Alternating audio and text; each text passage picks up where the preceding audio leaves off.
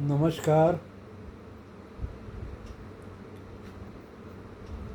मेरे प्रिय सुनने वालों मित्रों, यदि आप सीधा सरल जीवन जी रहे हैं, सुखपूर्वक जी रहे हैं, तो बहुत विषमताएं हैं जिनका सामना आपको करना पड़ेगा। कोई आपको सरल जीवन नहीं जीने देगा आजकल। मेरे जीवन में विष है तो इसके जीवन में विष डालूंगा। ये सुखी क्यों रहे? सावधान रहें सरल जीवन जीने वाले।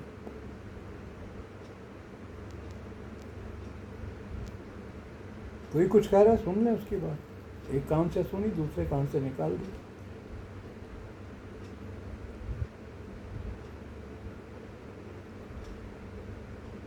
देखिए, ऐसे लोग तो बहुत कम रह गए ना जो सरल जीवन जी रहे हैं। आजकल तो लोग उसी सैलाब फ्लो में जाना चाहते हैं, बहना चाहते हैं। लेकिन जो कम रह गए उनके लिए, जो माँ बाप चिंतित हैं अपने बच्चों के लिए, उनके लिए कि कैसे उनको इस समाज के विपरीत दुष्टता भरे भाव से बच्चों को बचा सके।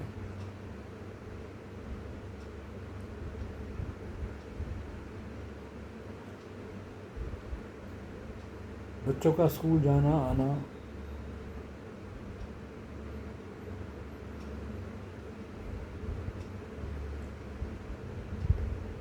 कुछ समय खेलने के लिए देना, लेकिन सुनिश्चित करना कि सही जगह खेल रहा है। कभी कभी जाके जांच कर लेंगे कि कहाँ खेलने जा रहा, चुपके से जाके देखो, नजर रखो अपने। और क्या है आपके हाथ में?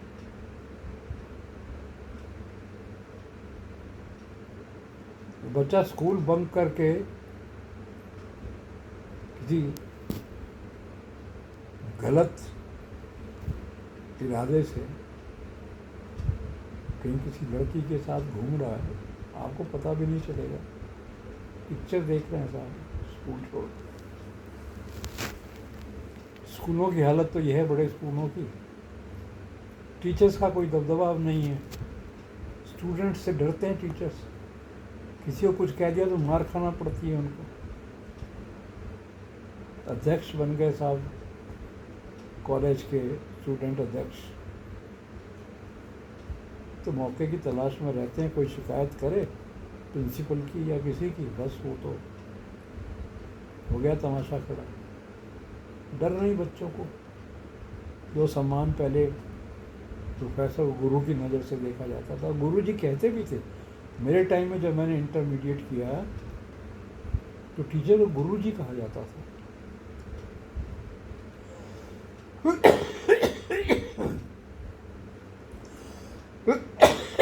सॉरी।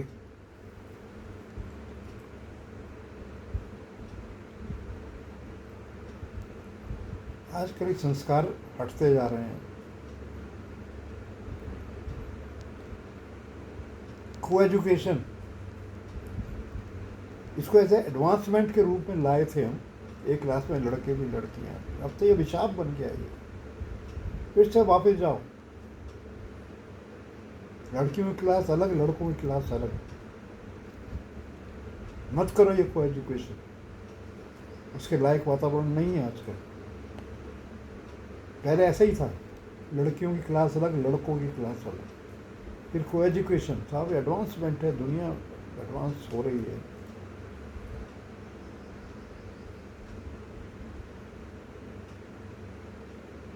नहीं, भारत में नहीं, भारत में नहीं चलेगा।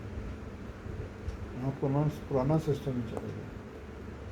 हो सकता है विदेशों में चल जाता हो, अमेरिका, इंग्लैंड, ऑस्ट्रेलिया में। हो सकता है कि वहाँ इतनी दिक्कत ना आ रही है। भारत में दिक्कत आ रही है। को एजुकेशन, इस तरह के वाक़या जो सुनने को आते हैं को एजुकेशन की वजह से, स्कूल की दीवारें टाँप के लड़के लड़की भाग रहे स्कूल से बीच में। और वो टाइम भी नहीं आजकल नहीं रह गया कि वो पेरेंट्स को बुलाएं और कंप्लेंट करें कि आपका साहब लड़की या लड़का जो भी है क्लास छोड़ के चला जाता है। वो समय भी नहीं रह गया। वो अध्यक्ष ABVP के अध्यक्ष क्या क्या वो स्टूडेंट्स ऑर्गेनाइजेशंस बनी, कॉलेजेस में बनी हुई, बड़ी दुर्दशा है साहब। आजकल तो उन लोगों की दुर्दशा बहुत ज़्यादा है जो अपने बच्चों को सही रास्ते पे ले जाना चाहते हैं।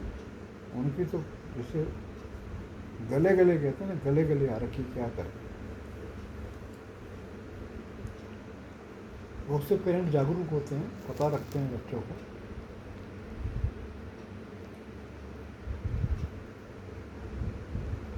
सब लोग नहीं होते।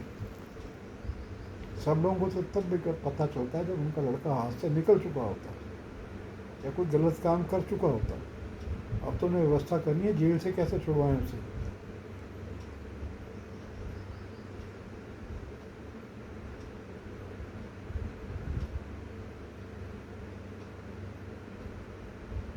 सोचिए सब। प्रभात फेरी लगती थी साहब जब मैं छोटा था, 4वीं क्लास में पढ़ता था। प्रभात फेरी उसमें जाते थे हम लोग। सुबह सुबह लोगों को जगा रहे हैं, 5 बजे सुबह शुरू हो जाती थी यात्रा उसकी शहर के अंदर। सब चीज़ें समाप्त हो चुकी हैं। जाना होगा 60-70 साल 80 साल पहले की व्यवस्था। जिसको हम ये तथाकथित एडवांसमेंट कह रहे हैं, वैज्ञानिक एडवांसमेंट, सब बेकार की बात है।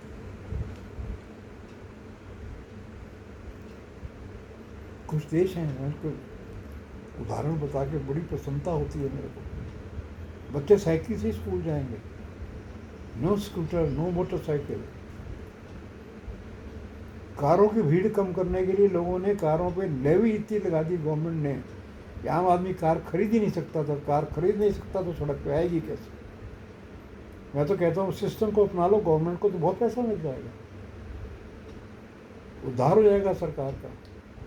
एक गाड़ी जो 90,000 में आप लाते हैं, अब 20,000 रुपये सरकार को टैक्स पे मिल रहा है GST के फॉर्म में। मैं तो कहता हूँ 90,000 की अब 3.5 लाख है।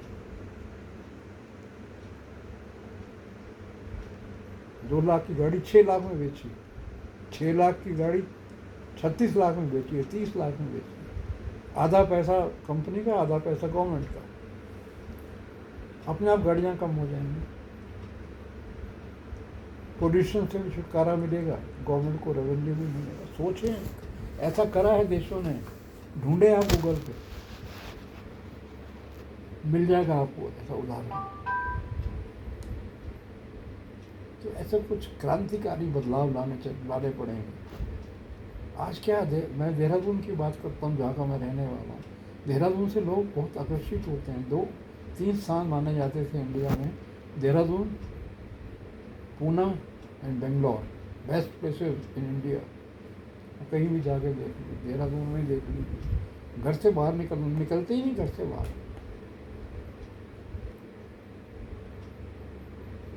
30 किलोमीटर मेरे घर से मसूरी है मुश्किल से।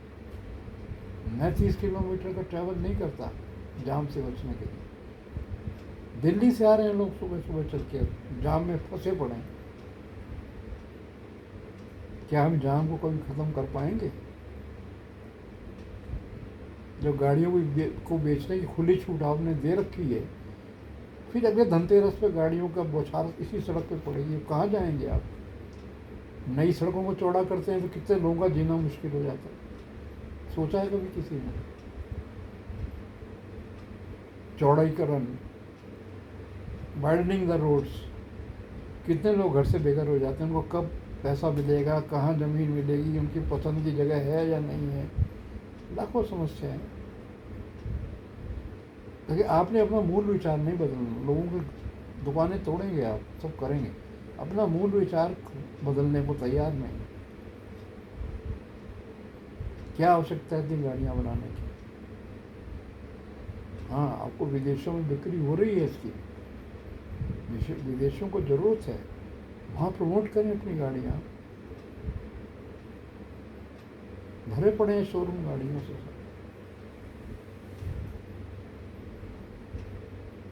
15 साल की लिमिट लगा दी है कि 15 साल बाद आप गाड़ी चला नहीं सकते। मजे हुए इन कंपनियों।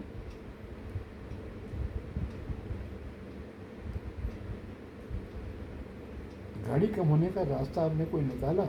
सारे पिकनिक स्पॉट देहरादून में सड़े पड़े हैं, इसी कारण भीड़ पहुंच रही है।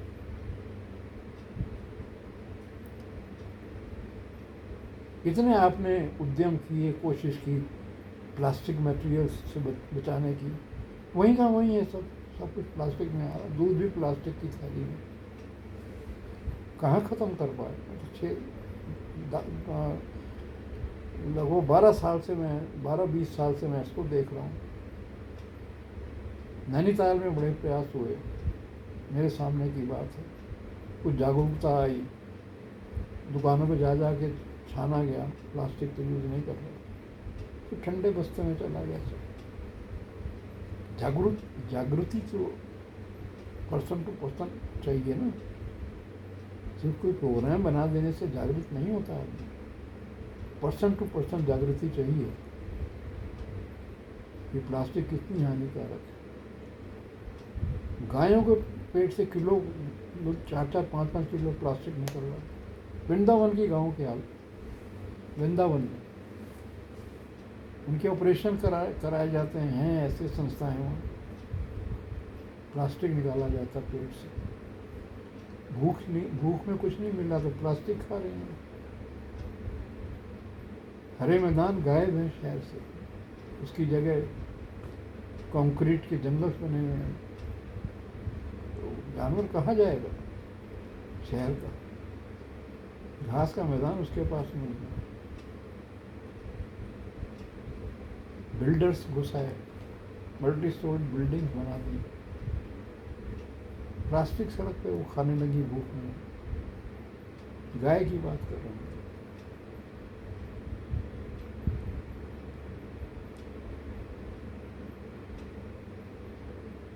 सोच गहरी नहीं होगी तब तक काम नहीं बनेगा। सोच को गहरा करना होगा। कोई चीज़ बिगड़ जाए उसको पैच करना, वो तो बड़ा सरल काम है। चौड़ा कर दिया सड़कों को, तोड़ दी दुकानें, उनके लिए नया कॉम्प्लेक्स बना के दो। जब तक ये नहीं कर लेते तब तक जाम। अब सड़क तोड़ेंगे तो सब सड़क का जो मलबा जो है वो सड़कों पे आएगा, फिर लोग और जाम ज़्यादा करेगा। फिर जब तक ये ठीक होगा तब तक कोई नई स्कीम आ जाएगी, साहब अब और सड़क चौड़ी करनी है। मतलब अब शहर के लोगों को तो यही रह गया कि इस मुसीबत से निकले दूसरी मुसीबत सामने। वायर्स को, इलेक्ट्रिक वायर्स को अंडरग्राउंड किया जा रहा है। जानते हैं कितनी कठिनाई होती है? सड़क तोड़ेंगे, फिर सड़क को रिपेयर करें।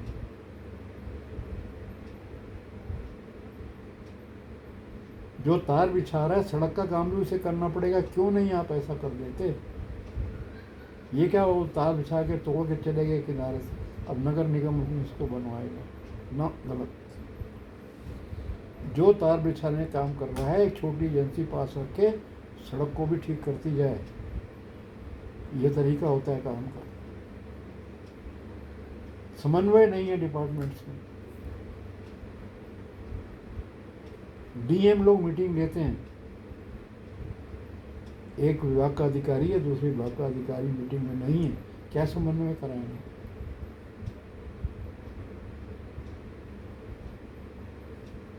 अभी होंगे भी तो झूठे आश्वासन दे देंगे विभाग वाले। कर रहे हैं साहब व्यवस्था, एस्टीमेट बन रहा है,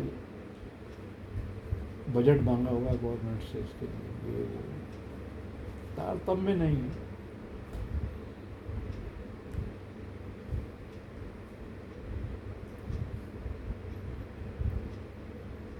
संभल नहीं रहा, लेकिन दिखाया जा रहा है हम सब संभाल रहे हैं। संभल कुछ नहीं रहा, दिखाया जाएगा हम सब संभाल रहे हैं। पहले भी कांग्रेस के टाइम में भी, मैं ये नहीं कह रहा, शुरू से मैंने तो देख रहा हूँ 72 से जो 72 में हो रहा था। अब सड़कें बहुत बड़ी बड़ी बनाई हैं आज की सरकार ने, और अच्छी बात है, हाईवेज बनाए हैं, ठीक है। जंगलों में जो हाईवे जा रहे हैं तकलीफ नहीं होती, पेड़ काटे। अब इसका क्या इलाज है? अरे भाई, आप पेड़ काट के इतनी चौड़ी सड़क बना रहे हैं, लंबा सफ़र को कम करने के लिए, ठीक है। अब जब पेड़ काटे अपने पेड़ उगाएं भी तो।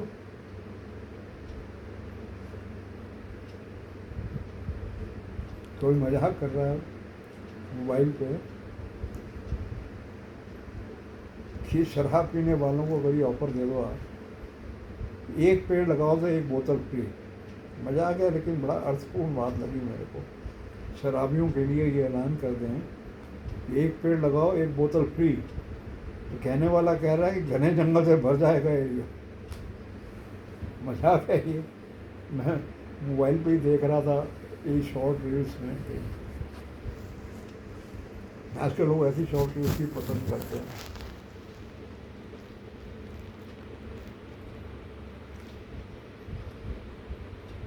और बहुत से सेक्शंस हैं मेडिकल, दुखी कर रखा है मेडिकल प्रोफेशन। चलिए, अब इस बात का कोई अंत ही नहीं है। सरकार भी कोशिश ही कर सकती है, उसके हाथ में भी क्या है। कोशिश करते रहना चाहिए। मूल भाव को पकड़िए, कहाँ गलती हो रही है उस चीज़ को पकड़िए।